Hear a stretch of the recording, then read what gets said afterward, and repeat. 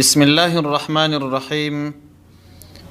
یو ملګری پوښتنه کړې ده، وایي که چیرې پر یو چا باندې قضایي لمونځ پاته وي، کله چې مسجد ته راسي چې وګوري جماعت ولاړ وي، نو اوس دته څه پکار دي؟ آیا قضایي لمونځ به مخکې کوي او که به په جماعت کې اشتراک کوي؟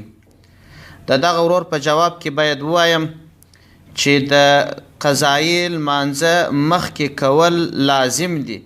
اول به قضایي لمونځ کیږي، بیا به وروسته وختي لمونځ کیږي. یوازې په درو عذرونو باندې یو سړی کولی سي چې قضایي لمونځ پرېږدي، اول وختي لمونځ وکړي، وروسته بیا قضایي لمونځ وکړي. اول عذر هیره ده، که چیرې د چا قضایي لمونځ هیر و، وختي لمونځ یې وکړي، یعنې دغه چې دی پکښې داخل دی دا وخت یې وکړي، لمونځ یې صحیح دی. تر هغه لمانځه وروسته چې ور په یاد سو، بیا د قضایي لمونځ وکړي. او دوهم شی د وخت تنګوالی دی. که چیرې قضایي لمونځ یې پر ذمه پاته وي، که چیرې دی په قضایي لمانځه باندې اخته سي، دغه وختي لمونځ یې قضا کیږي، نو دی د اول وختي لمونځ وکړي، وروسته د بیا قضایي لمونځ وکړي.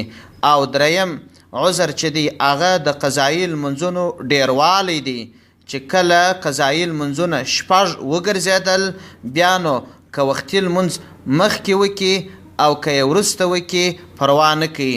او که د دې درو عذرو څخه یو عذر لا نه و، بیا یې قضایي لمونځ نه وکړي، اول یې وختي لمونځ وکړي، وختي لمونځ یې نه دی صحیح.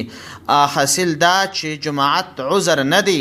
که چیرې ستا پر ذمه تر شپږو لمونځو کم لمونځونه پاته وه او دغه قضایي لمونځ په یاد هم و، وخت تنګ هم نه و، نو ته به جماعت نه کوې، اول به قضایي لمونځ راګرځئ، بیا که جماعت پاته و یو رکات یې ورسره ونیوئ ښه تر ښه، که نه لمونځ به بیا جلا وکړې.